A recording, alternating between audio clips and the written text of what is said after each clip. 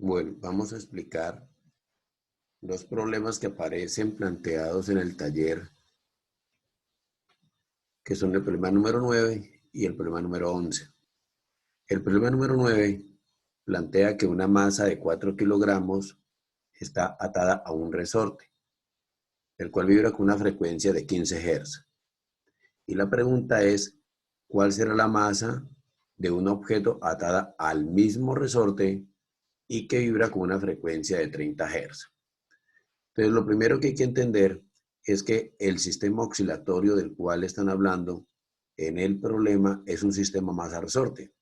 Y para un sistema masa-resorte, recordemos en el material de apoyo que el periodo de oscilación viene dado por la expresión 2pi raíz de m sobre k, donde t es el periodo de oscilación, m es la masa atada al resorte y k la constante de elasticidad. Pero, como en el problema me están hablando de la frecuencia, recordemos que el periodo de oscilación se define como el recíproco de la frecuencia.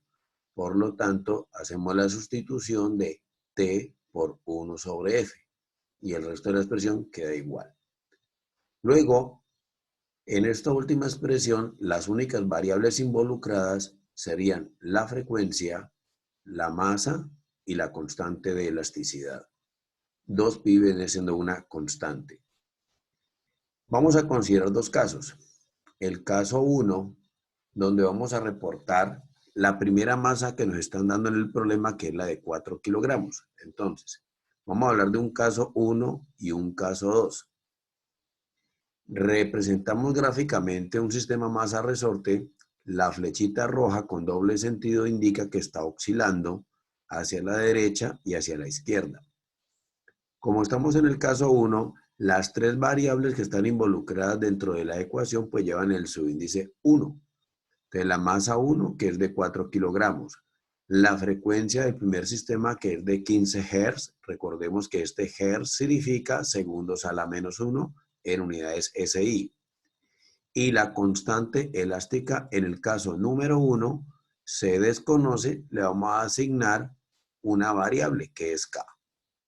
Para el caso número 2, que también se encuentra oscilando, la masa número 2 es un dato desconocido. La frecuencia de oscilación del caso número 2 nos dicen en el problema que es de 30 Hz, es decir, 30 segundos a la menos 1. Y la constante elástica para el caso número 2 vale K. ¿Por qué colocamos el mismo valor de K que el caso número 1? Porque me están hablando que se trata del mismo resorte entre el caso 1 y el caso 2. Una vez tomada la información correspondiente a las variables para el caso 1 y para el caso 2, lo que sigue es aplicar la fórmula correspondiente a la frecuencia del sistema oscilante. Entonces, al aplicar esta fórmula al caso número 1, lo único que hacemos es colocarle el subíndice 1 a cada una de las variables, es decir, a la frecuencia, a la masa y a la constante. Lo mismo para el caso número 2, frecuencia, masa y constante. El siguiente paso es que reemplacemos cada una de estas variables por los valores conocidos. Pero como la idea es de que lleguemos a una expresión general, todavía no hagamos la sustitución, hagámosla al final del proceso. Entonces, como me están pidiendo establecer una relación entre este par de expresiones, entre el caso 1 y el caso 2, miramos qué es lo que tienen constante o tienen igual o tienen en común el par de expresiones y vemos que en ambos casos aparece el término 2pi. Entonces lo que hacemos es despejar 2pi en cada uno de los casos. Para el caso número 1, el 2pi está multiplicado por la raíz de m1 sobre caso 1. Cuando yo mando este término radical que tiene una fracción al otro lado, se invierte el orden de los términos que están dentro del radical. Es decir, que en lugar de quedar raíz de m1 sobre k1, quedaría raíz de k1 sobre m1. Lo mismo hacemos para el caso número 2. Y cuando ya tengamos despejado el 2pi, que es una constante en ambas expresiones, las igualamos. Después de que igualamos, vemos que el término que tenemos que despejar corresponde a la masa número 2, que es el dato desconocido. Como está dentro de un radical, Para poder eliminar este radical, lo que hacemos es elevar al cuadrado a ambos lados de la igualdad. Posteriormente, los términos que están en los denominadores los multiplicamos en cruz, es decir, F1 cuadrado por M1 pasa a multiplicar al 1 por K2. Y lo mismo con la frecuencia 2 al cuadrado y M2 pasa a multiplicar a 1 por K1. Y finalmente despejamos la masa 2, es decir, que este par de términos que están multiplicando los mandamos a dividir. Aquí en esta parte, cuando ya hemos despejado la variable por la cual me estaban preguntando, es que hacemos la sustitución por los valores numéricos si los conocemos. En este caso, la constante 2 me dice que vale K, igual que la constante 1. Recuerden que estamos hablando del mismo resorte. La frecuencia 1 y la frecuencia 2 son datos conocidos, entonces 15 Hz y 30 Hz, y la masa 1 es de 4 kilogramos. Resolvemos y obtenemos que la masa del segundo sistema tiene que ser de 1 kilogramo. Entonces, aquí resolvemos el problema número 9, donde debemos considerar un caso 1, un caso 2. No necesariamente se deben llamar numéricamente los casos. Si usted lo quiere identificar de manera literal, es decir, como caso A y caso B, eso ya está a gusto de la persona que esté trabajando el problema. El problema número 11 es un problema sobre la energía en el movimiento armónico simple. Entonces, aquí tenemos que asociar los conceptos de energía con aquellos vistos en el grado décimo con la ley de la conservación de la energía. Recuerden que solamente vamos a considerar 3 tipos de energía mecánica. La energía cinética, que es la que depende del movimiento del cuerpo. La energía potencial gravitacional, que es la que depende de la altura con respecto a un nivel de referencia. Y la energía potencial elástica, que es aquella que experimentan los resortes cuando han sido deformados. Entender que deformados es que los resortes hayan sido separados de la posición de equilibrio. Entonces dice el problema 11, que un oscilador armónico de amplitud 0,2 metros y de frecuencia angular 4 radianes sobre segundo tiene una masa de 5 kilogramos. Preguntan que cuál es su energía total y cuál es la fuerza que actúa sobre el oscilador cuando éste se encuentra en uno de los extremos del movimiento. Recuerden que los extremos del movimiento son los que llamamos puntos de retorno. Recomendación. Cuando estén trabajando con problemas de energía en movimientos vibratorios, les aconsejo que trabajen con el sistema masa-resorte, que es un sistema mucho más sencillo donde se pueden representar los tipos de energía mecánica. En este caso, considero un sistema masa-resorte. Recuerde que en el sistema masa-resorte este primer gráfico es obligatorio. ¿Por qué? Porque se muestra el resorte sin deformar para poder marcar esta línea imaginaria que está representada con rojo, que se llama la posición de equilibrio. Recuerden que esta posición de equilibrio es importante, ya que a partir de ella es que medimos cuánto se ha elongado el resorte. Entender por elongación es cuánto se ha separado ese resorte de la posición de equilibrio. Entonces, este primer caso o este primer gráfico corresponde al resorte sin deformar para marcar la posición de equilibrio. Hemos marcado o he representado el sistema masa-resorte en 3 posiciones diferentes. Posición A o situación A, cuando el resorte esté en un punto de retorno. Situación B, cuando esté en un punto intermedio entre un punto de retorno y la posición de equilibrio. Y la C, pues cuando esté pasando por la posición de equilibrio. Cuando se encuentre en el punto de retorno, que puede ser el de la derecha o el de la izquierda, la partícula, en este caso la masa, se encuentra lo más separado de la posición de equilibrio. A esta máxima separación, llamada elongación máxima, se le llama amplitud. ¿Listo?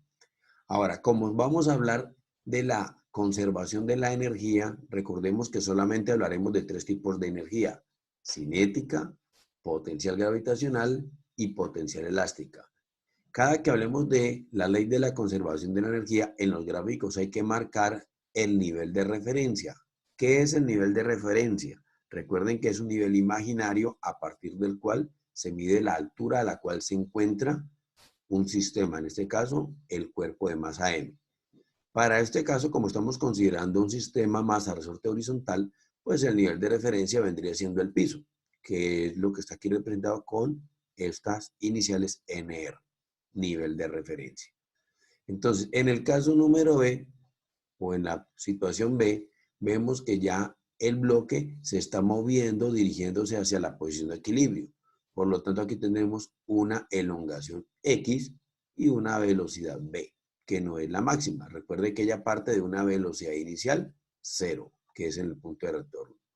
Cuando esté pasando por la posición de equilibrio, recordemos de ejercicios explicados anteriormente, que es la posición en la cual la partícula adquiere su velocidad máxima. Pero en este caso, la elongación vale 0, ya que en este momento el resorte no se encuentra deformado. ¿Qué tipos de energía presenta el sistema masa-resorte en cada uno de los casos? Entonces, analicemos el caso A. Entonces, cuando hablamos de la energía mecánica, ojo, energía mecánica es lo mismo que energía total. O sea que hablar de energía total o energía mecánica es lo mismo. Entonces, esto sería energía mecánica en la situación A. ¿Qué tipos de energía encontramos en la situación A? Primero, analicemos. Energía cinética no existe ya que la velocidad de la partícula es 0. Energía potencial gravitacional, es decir, aquella que depende de la altura, también sería 0, ya que la altura de este bloque con respecto al nivel de referencia sería 0. ¿Cuál es el único tipo de energía que encontramos aquí?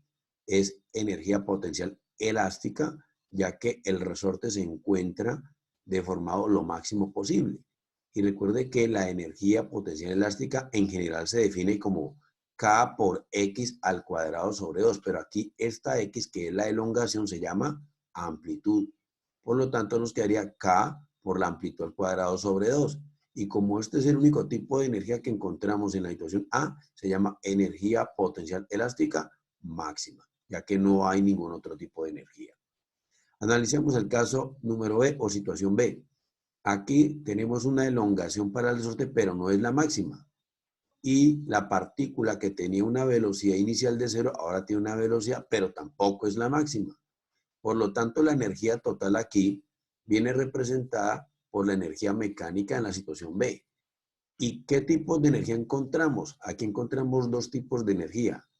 Como la partícula, o en este caso la masa B, la masa M tiene una velocidad V, pues habría una energía cinética. Y como se encuentra separado la posición de equilibrio, también habría una energía potencial. O sea que aquí encontramos tanto energía cinética como energía potencial. Que si aplicamos la ley de la conservación, la suma de estas dos energías me tiene que dar la misma que en el caso número A. Y en el caso número C, cuando la partícula esté pasando por la posición de equilibrio, energía cinética sí existe, ya que hay una velocidad y es máxima. Energía potencial gravitacional no hay, ya que no hay altura. Y energía potencial elástica no hay, ya que la elongación X es igual a 0. Conclusión, la energía total, que sería la energía mecánica en la situación C, solamente sería la energía cinética, que es la masa por la rapidez máxima al cuadrado sobre 2. Y como no encontramos otro tipo de energía, diremos que esa es la misma energía cinética máxima. Bueno, ahora adaptemos este análisis al problema que nos han dado. ¿Qué datos conocemos del problema? Me dicen que la amplitud es de 0,2 metros y que la frecuencia angular es de 4 radianes sobre segundo y que la masa que se encuentra atada al resorte es de 5 kilogramos. La primera pregunta es que ¿cuál es su energía total? La energía total la puede encontrar con cualquiera de estas tres expresiones. No importa si estoy en la situación A, situación B o situación C. ¿De qué va a depender eso? Pues depende de la información que me estén dando en el problema. Por ejemplo, si yo quiero calcular la energía total utilizando la situación A, que es cuando la partícula o la masa se encuentra en un punto de retorno, noten ustedes que los únicos datos que yo necesito aquí para calcular esa energía total, que sería la energía potencial elástica máxima, son la constante elástica del resorte y la amplitud. Si quisiera calcular la energía total con la situación B, aquí sí necesito mayor cantidad de información, porque necesitaría la masa, la rapidez, la constante elástica y la deformación o elongación del resorte. Y si utilizo la situación o el caso C, necesitaría la masa y la rapidez máxima. Ahora sí, miremos qué información conocemos. Conocemos la amplitud, la frecuencia angular y la masa. Entonces, yo voy a resolver este primer punto, la parte A, de dos maneras diferentes.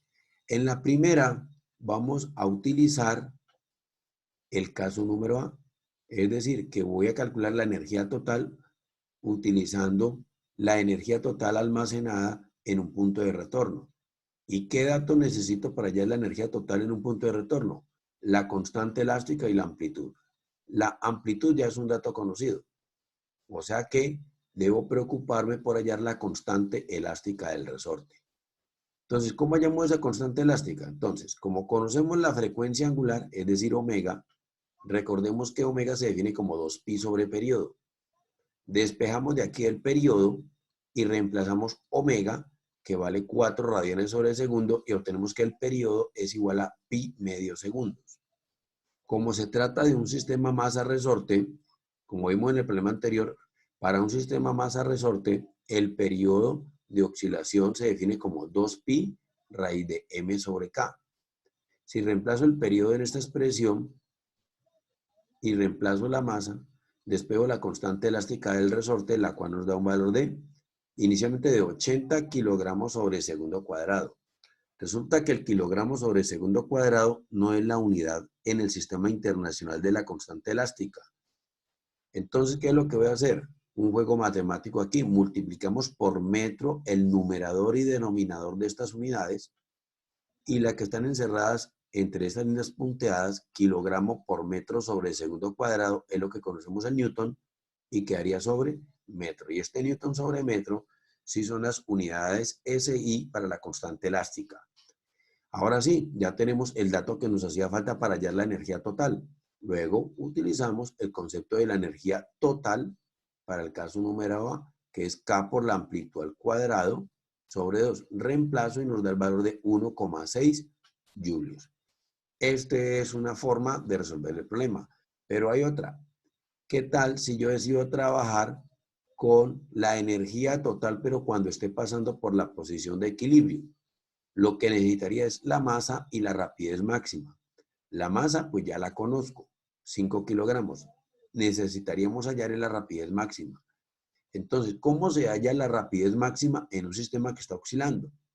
Eso ya lo conocíamos de la teoría, que la rapidez máxima se obtiene como el producto de la frecuencia angular por la amplitud. Y ya conocemos tanto la frecuencia angular como la amplitud. Multiplicamos y obtenemos que la rapidez máxima de la partícula al pasar por la posición de equilibrio es de 0,8 metros sobre segundo. Ahora sí, ya tenemos lo que necesitamos, porque la energía total cuando pase por la posición de equilibrio, viéndolo aquí gráficamente, la energía total es la masa por la rapidez máxima al cuadrado sobre 2. Reemplazamos y obtenemos exactamente el mismo valor, 1,6 julios. Entonces, ¿por qué no trabajamos con la situación B? Porque esta es más compleja. ¿Por qué? ¿Conocemos la masa? Sí. ¿Conocemos la constante K? Sí. ¿Conocemos la rapidez en un punto intermedio entre la posición de equilibrio y el punto de retorno? No. Y tampoco conocemos la elongación. Entonces, aquí se requeriría de manera particular conocer la rapidez en este momento y la elongación en ese momento. Por eso, normalmente se consideran los puntos extremos, es decir, o el punto de retorno o la posición de equilibrio. Miremos la parte B. En la parte B me están pidiendo la fuerza sobre el oscilador en uno de los extremos. Entonces, como estamos hablando de un sistema masa-resorte, recuerden que cuando uno habla de un sistema masa-resorte, tenemos que aplicar la ley de Hooke. Recuerden que la ley de Hooke se plantea para determinar cuál es la fuerza elástica que se genera internamente en el resorte y que trata de retornar el sistema hacia la posición de equilibrio. Entonces, de acuerdo con la ley del señor Robert Hooke, la fuerza ejercida por el resorte es igual a K, la constante elástica, por la elongación del resorte. Como me están pidiendo la fuerza en el punto de retorno, es decir, acá, la elongación se convierte en la amplitud, es decir, que esta X se convierte en la amplitud y nos quedaría que la fuerza es K por A. Reemplazamos los datos conocidos y obtenemos que la fuerza que se ejerce sobre la masa en un punto de retorno por parte del resorte es de 16 newton.